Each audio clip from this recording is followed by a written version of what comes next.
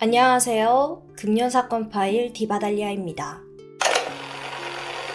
2017년 8월 10일 경기도 성남시에서 한 건의 실종 신고가 접수되었습니다. 신고자는 성남 주민센터에서 근무하고 있는 사회복지사 A씨였는데요. A씨는 기초생활수급자들을 대상으로 생활비를 지급하는 업무를 담당하고 있었습니다. 그런데 매달 생활비를 받으러 오던 한 주민이 있었는데 어느 순간 오질 않는 거예요. 걱정이 좀 돼서 A씨가 직접 그분의 집을 찾아갔지만 역시나 모습은 보이지 않습니다. 평소엔 이런 일이 전혀 없었어서 실종이 의심되었는데요. A씨가 말한 그 주민 누굴까요? 그녀는 김씨라는 당시 49세 여성이었습니다. 한 가지 특이점이 있다면 그녀는 일반인들에 비해서 지적 수준이 조금 떨어졌어요. 그렇다고 정확한 진단을 받은 건 아니었고 또 일상생활에서 문제는 없는 수준이었습니다. 무엇보다 그녀에게는 함께 살고 있었던 동거남이 있었는데요. 신고 접수를 받은 경찰들은 동거남을 찾아갔고 김 씨를 마지막으로 본 게 언젠지를 물어봤어요. 근데 놀랍게도 돌아오는 대답이 무려 한 달 전인 7월 14일. 왜 그 사이에 신고를 하지 않았는지가 궁금한데요. 동거남은 김 씨가 원래 평소에도 집을 자주 나갔고 또 오랫동안 연락이 되지 않은 적이 많았다고 진술을 했습니다. 그래서 이번에도 언젠가는 돌아오겠지 싶어서 신경을 쓰지 않았다는 거죠. 하지만 이상하게도 지난 한 달간 김 씨에게서는 통화 내역이나 카드 사용 기록 같은 생활 반응이 전혀 없었고 특히나 김 씨에게는 혈압 문제로 매일 약을 먹어야 했는데 약을 타간 기록도 없었어요. 김 씨의 마지막 휴대전화 위치 기록 역시 실종일인 7월 14일에 멈춰 있었습니다. 게다가 그곳은 성남에서 꽤나 떨어진 남양주예요. 김 씨와는 아무런 연고지가 없는 장소였죠. 여기까지 사건을 파악한 경찰은 심상치 않음을 감지했고 이 사건을 단순 실종이 아닌 강력 사건으로 전환하고 본격적인 수사에 나섰습니다. 동거남이 김 씨를 마지막으로 본 건 7월 14일. 그런데 그 장소가 아주 뜻밖의 곳인데요. 바로 경기도 성남시에서 5일마다 한 번씩 열리는 모란시장이었습니다. 동거남은 이날 김 씨와 함께 이 시장을 찾았대요. 근데 잠시 한눈을 판 사이에 김 씨가 돌연 사라져버렸다는 거죠. 하지만 동거남은 별 걱정하지 않았습니다. 사실 이곳에는 김 씨의 친한 지인들이 정말 많았거든요. 그녀는 평소 시장에서 약 20명 정도 되는 사람들과 함께 커피를 마시고 이야기를 나누는 모임을 갖고 있었습니다. 그래서 이번에도 그냥 그 모임에 갔을 거라고 생각이 들었던 거예요. 경찰은 김 씨의 마지막 목격지인 모란시장을 중심으로 탐문 수사를 진행했죠. 그리고 평소 김 씨를 알고 있던 지인들을 만날 수 있었습니다. 그런데 당시 그들 사이에서는 한 가지 이상한 소문이 돌고 있었어요. 김 씨가 동거남의 폭력에 못 이겨서 도망을 갔다는 내용이었죠. 여기에 더해 어쩐지 지난번에 봤을 때 얼굴에 상처가 있더라 라는 내용도 덧붙여졌습니다. 그런데 진짜 이상한 건 따로 있었는데 원래 소문이라는 게 그렇지만 정작 김 씨에게서 그런 이야기, 그러니까 동거남에게 폭행을 당했다 얘기에 대해서 직접 들은 사람은 아무도 없었어요. 경찰은 소문의 근원지를 찾으려고 했지만 다들 그냥 어디서 들었다 얘기만 할 뿐 직접 그녀에게 들었다는 사람은 없었습니다. 결국 경찰은 또다시 동거남을 찾아갔죠. 그에게 그냥 사실을 확인할 참이었거든요. 그러나 그는 너무도 황당하고 억울하다는 반응인 겁니다. 자신은 결국 김 씨에게 폭력을 휘두른 적이 없고 이거 다 헛소문이다 라면서 그는 이렇게 말해요. 저 그 소문 누가 퍼뜨렸는지 알 것 같아요. 동거남이 지목한 사람은 바로 56세 여성 E씨. 그녀는 실종자 김 씨가 평소 모란시장에서 어울리던 지인 중 한 명이었는데요. 정확하게 말하면 언니 동생 하면서 거의 친자매 수준으로 붙어 지냈던 사이였다고 해요. 그 기간이 무려 10년 정도였고요. 동거남이 말하길 자신이 과거 이 씨와 다툰 적이 있었는데 그 후로 이 씨가 줄곧 자신에 대한 험담을 하고 다닌다고 밝혔죠. 바로 이 씨를 찾아간 경찰. 이 씨는 꽤나 담담합니다. 그녀는 지난 7월 14일 자신이 모란시장 입구에서 김 씨를 만났다고 증언했습니다. 김 씨가 실종된 바로 그날이죠. 그리고 이때 김 씨는 이 씨에게 당분간 경기도 광주에서 지낼 거라는 말을 남겼다고 해요. 그로부터 다시 5일이 흘러 장날이던 7월 19일, 김 씨는 또다시 모란시장에 나타났다는데요. 그때도 역시나 동거남을 피해서 여전히 경기도 광주에 있었다고 합니다. 하지만 그 다음부터 지금까지 쭉 김 씨를 보지 못했다는 게 그녀의 주장. 즉, 모란시장에서 떠돌던 소문의 진원지는 바로 이 씨였습니다. 일단 여기까지 들어서는 전혀 이상할 게 없잖아요. 하지만 경찰은 그중 한 가지 사실에 주목했어요. 김 씨가 7월 14일뿐만 아니라 7월 19일에도 모란시장에 나타났다는 내용이었죠. 그치만 이날 김 씨를 본 사람은 이 씨를 제외하고는 아무도 없었습니다. 무엇보다 김 씨의 휴대전화는 이미 7월 14일 이 남양주에서 꺼진 이후로 단 한 번도 켜진 적이 없었고요. 물론 이 씨가 말한 대로 그녀가 경기도 광주 지역에서 숨어 지내고 있을 수도 있어요. 그래서 해당 지역을 수색도 진행했지만 그곳에서도 김 씨의 흔적은 전무했습니다. 이에 수사관은 이 씨의 진술에 의심을 품기 시작했죠. 이 씨는 어떤 사람이었을까요? 경찰은 평소 모란시장에서 이 씨, 김 씨와 어울리던 지인들을 통해서 흥미로운 사실을 알게 되었는데요. 이 씨는 성남에 살고 있는 사람이 아니었습니다. 그녀는 서울 강북 지역에 살았는데 굳이 5일장이 서는 날이면 모란시장을 찾아서 모임에 참석했던 거죠. 여기까지는 그럴 수 있죠. 특이한 건 그녀가 항상 20대 아들과 동행한다는 점이었습니다.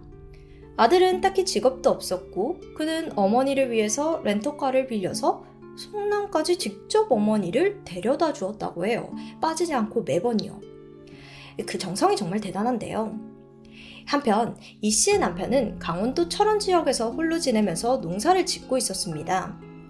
그런데 무엇보다 이 씨와 김 씨의 관계가 다소 독특해요.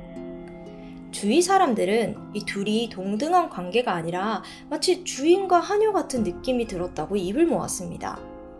이 씨는 자신보다 7살이 어린 김 씨, 특히나 일반인보다 다소 어리숙한 그녀를 부려먹는데 익숙했어요. 사다 달라, 갖다 달라 이렇게 사소한 심부름은 물론이고 다소 무리한 부탁을 하기도 했죠. 그중 하나가 명의를 빌려달라는 건데요. 이게 무슨 말이냐면 이 김 씨의 실종이 있기 1년 전인 2016년 5월 이 씨는 자신의 아들에게 차를 사주고 싶었나 봐요.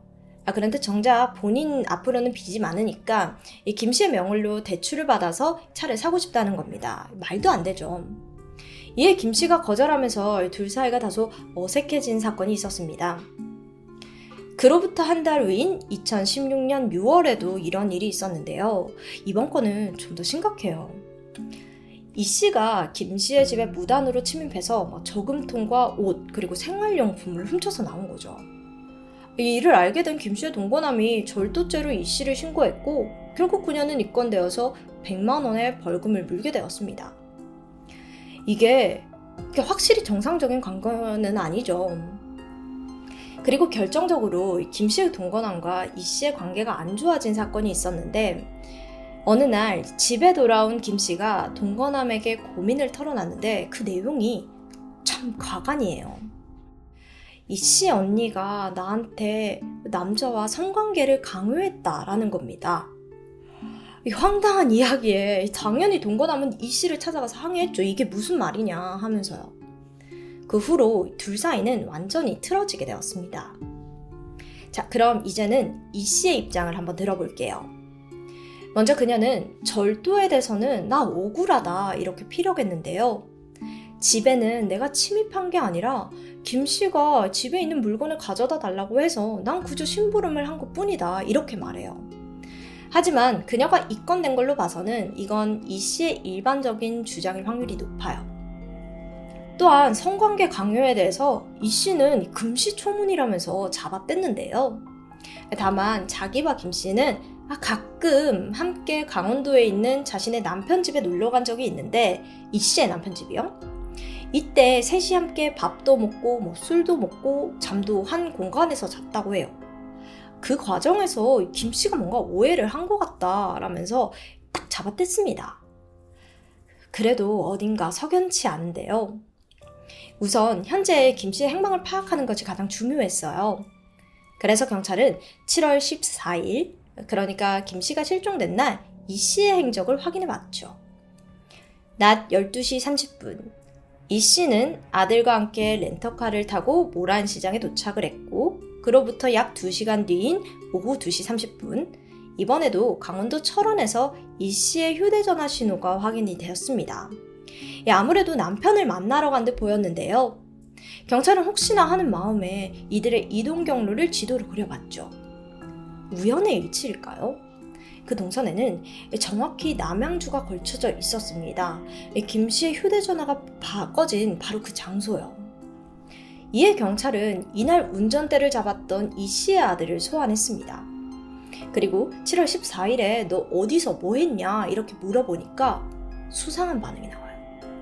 그가 갑자기 나는 강원도 철원 지역에는 가지 않았다라는 거예요.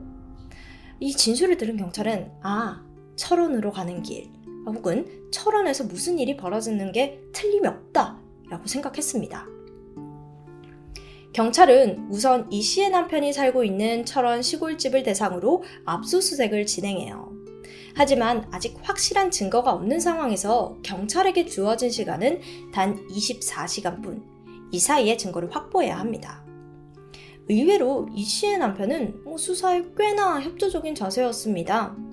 집안에서도 딱히 수상한 점들은 발견되지 않았고요. 이 경찰의 촉이 틀렸던 걸까요?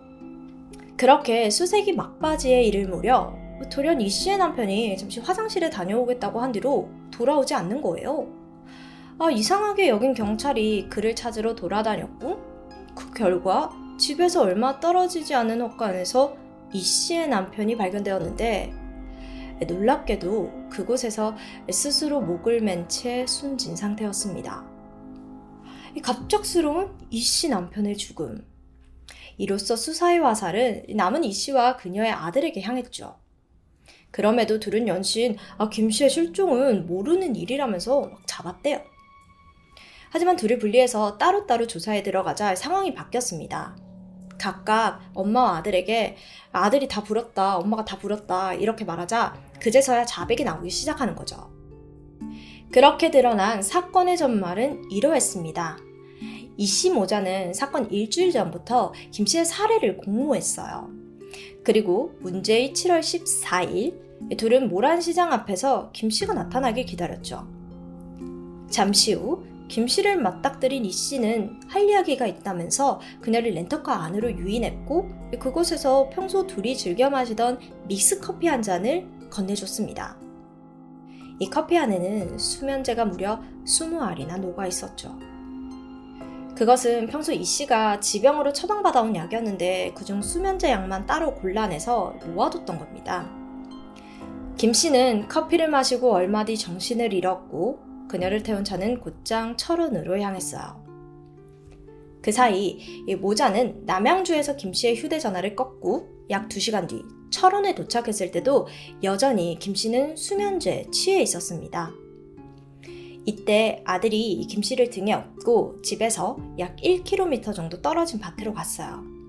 그리고 미리 파둔 구덩이에 그녀를 던졌고 아들과 남편은 거침없이 흙을 덮었습니다. 실제로 경찰이 이 씨 남편 밭을 파내자 약 50cm 깊이에서 김 씨의 시신이 드러났습니다. 그녀는 무릎을 굽히고 이렇게 옆으로 누운 상태로 숨져 있었는데 더욱 끔찍한 사실은 이 김 씨의 폐에서 흙이 검출되었다는 거예요. 즉 생매장을 당했다는 거죠. 이는 이 씨 아들의 진술을 통해서도 확인이 되었습니다. 그는 자신이 김 씨를 업고 가는 동안 귓가에서 그녀가 숨을 쉬는 소리를 들었다고 증언했거든요. 미약한 신음소리였던 거죠. 그럼에도 산 사람을 구덩이에 넣고 그 위로 흙을 덮어버린 거였어요. 이렇게까지 잔혹하게 사람을 죽인 이유가 너무도 궁금한데요. 이들의 살인 동기는 정말 황당하게도 본인들의 평판을 위해서였습니다. 앞서 이 씨가 김 씨에게 성관계를 강요했다는 사실 기억하시죠? 이 모든 것은 이 사건으로부터 시작이 되었는데요. 사실 당시 이 씨는 강원도에 사는 남편과 이혼을 하고 싶었던 거예요. 근데 딱히 구실도 없고 무엇보다 그냥 이렇게 이혼을 하면은 위자료도 얼마 못 받을 처지였던 거죠. 그래서 떠올린 게 평소 만만했던 김 씨를 이용하는 방법이었습니다. 그녀는 일부러 김 씨를 강원도의 집에 데려가서 셋이서 술자리를 가지고 자신의 남편과 성관계를 하도록 시키고 이를 구실로 남편에게 이혼을 요구할 생각이었던 거예요. 이게 평범한 사람이라면 절대 통하지 않을 방법이었겠지만 하필 김 씨는 지적 능력이 조금 떨어졌고 그리고 이 씨의 언니 말이라면은 무조건적으로 따르는 경향이 있었습니다. 그렇게 김 씨는 이 씨의 남편과 결국 성관계를 맺게 되었죠. 그런데 이 뜻하지 않는 걸림돌이 생겨버린 거예요. 곧바로 김 씨의 동거남이 이 사실을 알게 된 겁니다.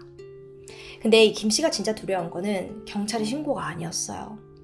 바로 자신이 공들여 쌓은 모란시장 인맥에 소문이 날까봐 걱정이 된 거예요. 그렇게 결국 그녀는 김 씨를 살해해버리기로 합니다. 너무도 하찮고 얄팍한 생각이죠. 그렇다면 이 씨 남편은 왜 범행에 가담하게 된 걸까요? 그는 자신이 김 씨와 성관계를 가지고 들통난 게 두려웠던 겁니다. 근데 마침 아내가 수면제를 먹인 김 씨를 데려왔고 그녀는 남편에게 그녀를 죽이지 않으면 당신은 성범죄자로 처벌받는다면서 겁을 줬던 거예요. 여기에 넘어간 남편이 그녀를 도와서 김 씨를 세상에서 지워버리기로 결심한 겁니다. 정리를 해보면 이 씨가 남편과 이혼할 명분을 갖기 위해서 김 씨를 시켜서 남편과 성관계를 갖게 했고 얼마 안 가서 김 씨의 동거남이 알게 되니까 모란시장에 10년지기 친구를 성관계시켰다는 소문이 날까봐 김 씨를 죽인 거예요.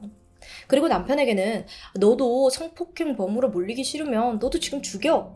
이렇게 김 씨를 죽이게끔 꼬드긴 겁니다. 아니 그렇다면 아들은요? 이 가족 중에서 정신이 멀쩡했던 사람은 단 한 명도 없었던 걸까요? 안타깝게도 그렇습니다. 이 모자 관계가 다소 독특한데 아들은 어릴 적 엄마와 떨어져서 살다가 성인이 되어서 함께 살게 된 케이스예요. 그래서 그런지 엄마에게 지나치게 의존하는 경향이 컸었던 거예요. 유년기에 채우지 못한 애정 결핍에 더해 이 씨의 가스라이팅이 결합된 결과였습니다. 그는 그렇게 엄마의 꼭두각시가 되어서 함께 범죄를 저지르고 말았던 거죠. 그야말로 온 가족이 합세해서 10년지기 친구를 생매장한 너무도 참담한 사건이었습니다. 2018년 4월 이들 모자에 대한 재판이 진행되었습니다. 그 결과 범행을 공모하고 주도한 이 씨에게는 징역 22년, 아들에게는 징역 15년이 선고되었어요. 재판부는 피고인들은 아무런 잘못 없는 피해자가 단지 자신들을 곤란하게 만들었다는 이유로 사망케 만들었다며 양형의 이유를 밝혔습니다. 그러나 이 씨 모자는 여기에 불복해서 바로 항소했어요. 그 결과는요? 2018년 8월에 진행된 항소심에서는 오히려 이들의 형이 늘어났습니다. 이 씨에게는 징역 30년, 아들에게는 징역 18년형이 확정되었어요. 특히 이 씨가 이혼 소송을 목적으로 김 씨를 이용했다는 점이 괘씸하게 여겨졌습니다. 또한 숨진 김 씨가 과거 이 씨 부탁을 몇 번 거절하자 여기에 반감을 품고 그녀를 살인한 점도 인정이 되었고요. 그러니까 처음에는 피해자를 막 하인처럼 부려먹다가 어느 순간 반발을 하니까 그냥 죽여버린 거예요. 너무도 악랄하죠. 그리고 자신의 평판도 좀 걱정이 되었고요. 한편 이 사건이 해결되기까지 큰 공을 세운 이가 있습니다. 바로 최초로 김 씨의 실종을 인지하고 즉각 경찰에 신고한 사회복지사 A씨. A씨의 신고가 없었더라면 어쩌면 이 씨는 지금도 모란시장에서 살인자의 미소를 짓고 있을지도 모를 일이죠. 경찰은 이번처럼 주변에 의심스러운 상황이 발생했을 경우 빠른 신고가 큰 도움이 된다고 밝혔고요. 특히나 실종의 경우 초동 수사의 중요성은 100번 강조해도 부족함이 없습니다. 모쪼록 한 사람의 인권을 유린하고도 모자라 목숨까지 앗아간 범인들이 뼈저리게 죄를 뉘우치길 바랄 뿐입니다. 지금까지 디바달리아였습니다. 안녕하세요. 금요 사건 파일 디바달리아입니다. 1990년 6월 8일 낮 12시 30분 서울 동작구 노량진 주택가에서 끔찍한 비명소리가 울려 퍼졌습니다. 대낮에 느닷없는 비명소리에 주민들은 즉각 촉각을 곤두세웠습니다. 그 중엔 이곳 주택에서 살을 살던 박 씨도 있었는데요. 주인 집에서 도둑이야 라고 소리를 들은 직후 그는 놀라서 방 밖으로 뛰쳐나갔는데 그때 낯선 남성이 서둘러 마당을 빠져나가는 모습을 목격합니다. 박 씨는 본능적으로 그를 붙잡아야겠다는 생각이 들었고 골목을 따라 황급히 남성을 뒤쫓게 됩니다. 그런데 갑자기 도주를 하던 남성이 속도를 낮추고 멈춰 섰습니다. 그리고는 쫓아오는 박 씨를 향해 길이 50cm짜리 회칼을 휘둘렀습니다. 박 씨는 두려움에 뒷걸음을 쳤고 남성은 이내 빗속으로 사라졌죠. 이후 박 씨는 간신히 진정을 하면서 다시 새들어 살던 곳으로 돌아갔는데 그곳에서 마주한 광경은 너무도 처참했습니다. 현관에서부터 혈흔이 낭자했어요. 아까는 너무 경황 없이 나오느라 미처 보지 못한 모습이었습니다. 게다가 마루에는 집주인의 아들, 서울대 화학과에 재학 중이던 25살 석 씨가 칼에 찔려 쓰러져 있었습니다. 피해자는 석 씨뿐만이 아니에요.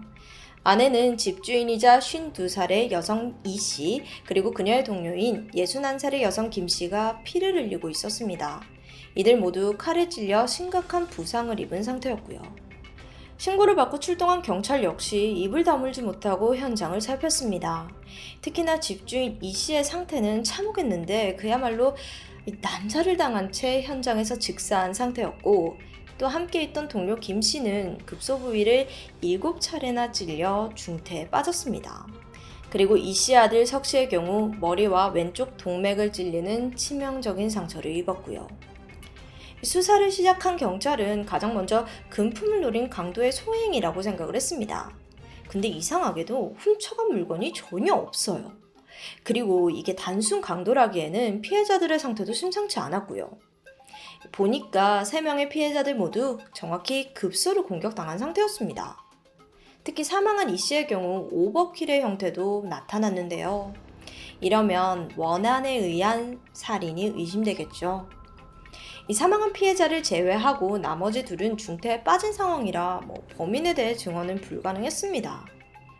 그나마 불행 중 다행으로 새들어 살던 박 씨가 이 사건의 유일한 목격자였죠. 하지만 그도 경황이 없었고 또 하필 그날 비가 정말 많이 내린 탓에 자세한 인상착의는 기억하지 못했습니다. 그나마 박 씨가 기억하는 것은 범인이 30대 초중반의 남성이라는 것뿐인데 당시 90년대 때는 CCTV도 별로 없고 과학 수사가 발달했을 때도 아니죠.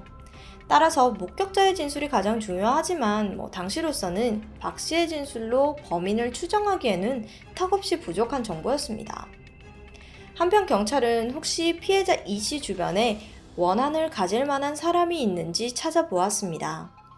좀 더 이 씨에 대해서 알아보면은 그녀는 보험 판매 일을 하면서 평범하게 살아온 여성이었습니다. 주변 평판도 좋았고 금전 채무 관계도 깨끗해요. 경찰은 이 씨의 과거를 조사하던 중 한 가지 중요한 사실을 알게 됩니다.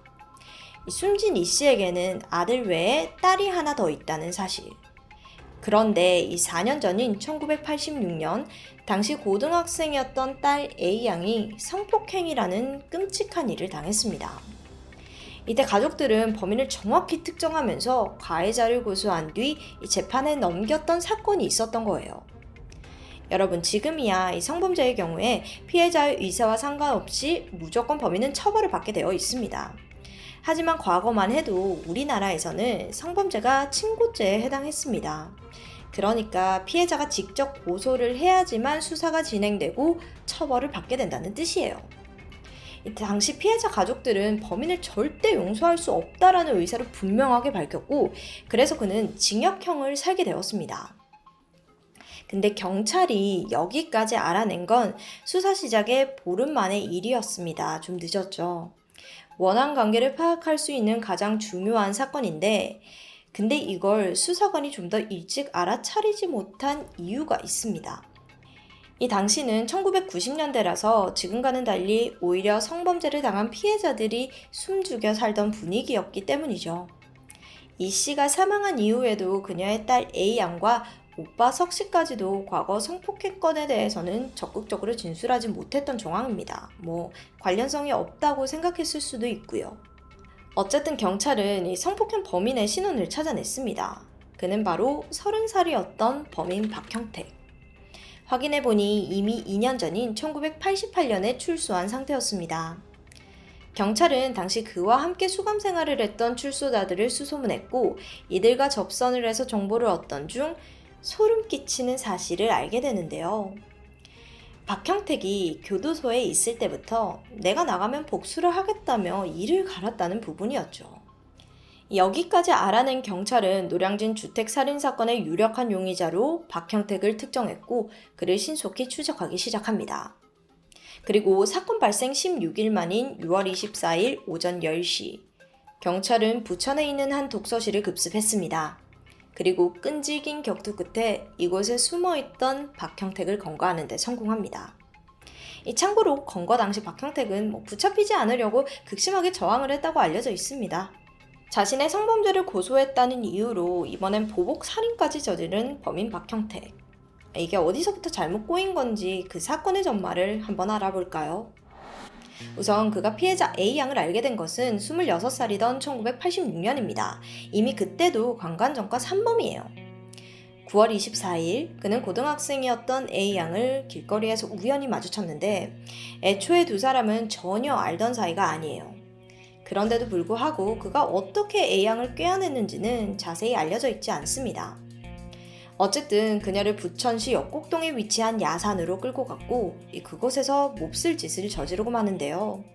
심지어 이 사건으로 A양은 그만 임신까지 하게 됩니다. 이 사건 이후 그녀는 수치심에 괴로워하면서 한동안 가족들에게 이 사실을 알리지 못했습니다. 너무 두려웠던 거죠. 하지만 어머니 이 씨가 점점 딸의 변화를 눈치챘고 결국 사건의 전말을 알게 됩니다. 분노한 가족들은 이듬해인 1987년 10월 범인 박형택에 대한 고소장을 접수했던 거고요. 범행이 드러난 박형택은 끈질기게 가족과의 합의를 시도했지만 어머니 이 씨는 결코 용서할 수 없었습니다. 하지만 가족들의 분노와 달리 재판부의 판결은 너무 허망했죠. 범인 박형택에게 내려진 처벌은 고작 징역 3년. 다시 한번 지적을 하지만 당시 성폭력 범죄에 대해서는 심각하게 받아들여지지 않았던 이 사회적 분위기 때문이겠죠. 그런데 박형택은 그마저도 억울했던 겁니다. 그래서 수감 중에도 계속해서 합의를 요구했지만 A양의 가족은 냉담했습니다. 그런데 박형택의 입장에서는 자기처럼 강간죄로 수감된 죄수들이 하나둘 합의에 성공해서 출소를 하자 나만 가지고 이래? 이런 마음에 복수심만 커져갔습니다.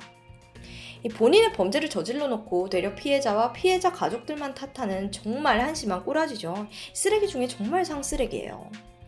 그러던 1988년 12월 25일 박형택은 성탄절 특사로 2년 3개월 만에 형기를 마친 뒤 다시 세상에 복귀했습니다.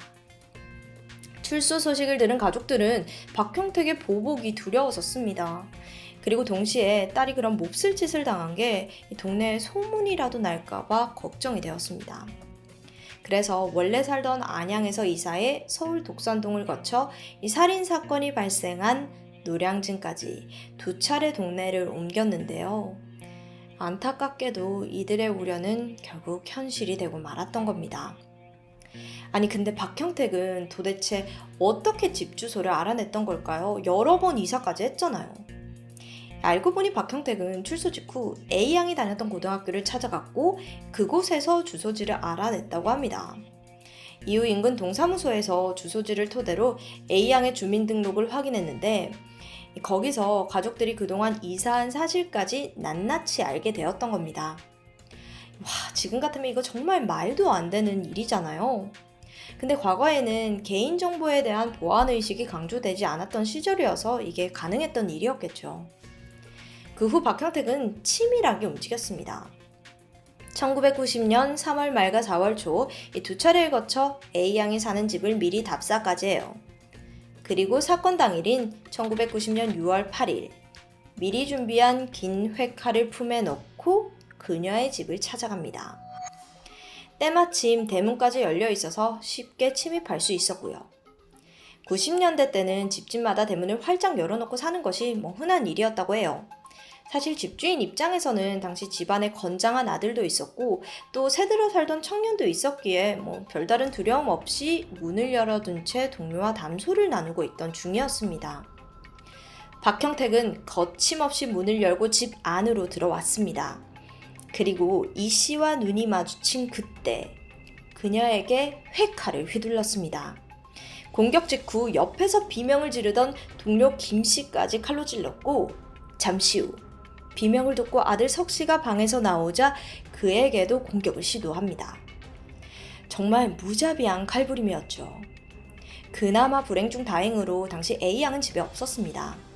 검거 후 조사를 받던 박형택. 그는 내내 뻔뻔스러운 태도를 보였고 죄책감은 전혀 보이지 않아요. 오히려 이런 상황을 만든 피해자와 피해자 가족들을 원망합니다.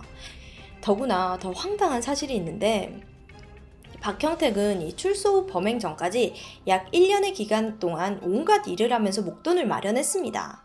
근데 이게 닥치는 대로 돈을 번 이유가 있는데 바로 A양의 가족을 죽인 뒤 유능한 변호사를 선임하기 위해서였다고 말해요. 90년대까지는 단 한 명을 죽여도 계획 살인일 경우에는 대부분 사형을 선고받았습니다. 범인 박형택은 적어도 이 사형만은 면하고 싶었던 것으로 보여지는데요. 게다가 그의 보복 타깃은 A양의 가족뿐만 아니라 자신을 검거한 수사관까지 복수를 결심했다고 알려져 있습니다. 자, 이제 이 법은 그에게 어떤 처벌을 내려졌을까요? 그런데 예상치 못한 상황이 펼쳐졌습니다. 재판이 한참 진행 중이던 1990년 12월 8일 돌연 박형택은 서울구치소에서 목매달아 숨진 채 발견됩니다. 당시 재판이 자기에게 불리하게 흘러가자 사형이 두려워졌고 또 더 이상의 복수를 할 수 없다는 울분에 극단적인 선택을 한 것으로 추정이 되는데요. 참 이 모습도 찌질이 같죠. 한편으로는 집요한 복수극이 좌절되니까 스스로를 포기할 만큼 아주 독한 범죄자였습니다. 사건 이후 우리 사회는 보복 살인에 대한 두려움을 갖기 시작합니다. 더구나 피해자를 제대로 보호하지 못하는 이 사법체계의 한계도 지적되었습니다. 이 사건이 벌어진 게 1990년인데 33년이 지난 대한민국은 어떻게 바뀌었을까요? 안타깝게도 보복범죄의 현황은 줄어들기는커녕 증가하는 추세입니다. 참고로 얼마 전인 2023년 7월 또 다른 보복범죄 사건이 발생했습니다. 30대 남성이 스토킹을 하던 옛 연인의 집을 찾아가 흉기를 휘두른 사건인데요. 그는 접근금지 명령을 받은 상태였지만 이걸 무시한 채 전 여친을 찾아가 공격했고 결국 그녀는 사망. 또한 이 범행을 막으려던 피해자의 어머니도 양손을 크게 다쳤습니다. 이 사건 중 워낙 피해자를 집요하게 괴롭혀서 폭행 혐의로 경찰 조사도 받았지만 스토킹은 멈추지 않았습니다. 결국 전 여친은 고소장을 접수했고 경찰은 피해 여성에게 보호 조치의 일환으로 스마트워치를 제공해요. 접근 금지 명령은 당연했고요. 하지만 끝내 죽음을 맞기에는 역부족이었습니다. 어딘가 같은 형태의 살인이 33년 후에도 반복되는 느낌이 들어서 굉장히 안타깝고 씁쓸합니다. 최근 법무부는 살인을 저지른 흉악 범죄자에 대해서 가석방 없는 무기형, 즉 종신형 신설을 추진한다고 밝혔습니다. 실효성에 대해서는 여전히 논란은 있지만 적어도 우리 법이 피해자와 그 가족들을 철저히 보호할 수 있는 제도적인 울타리가 돼줘야겠죠. 그래서 더 이상은 피해자들이 두려움에 떨면서 살지 않은 그런 사회가 될 테니까요. 지금까지 금요사건 파일 디바달리아였습니다.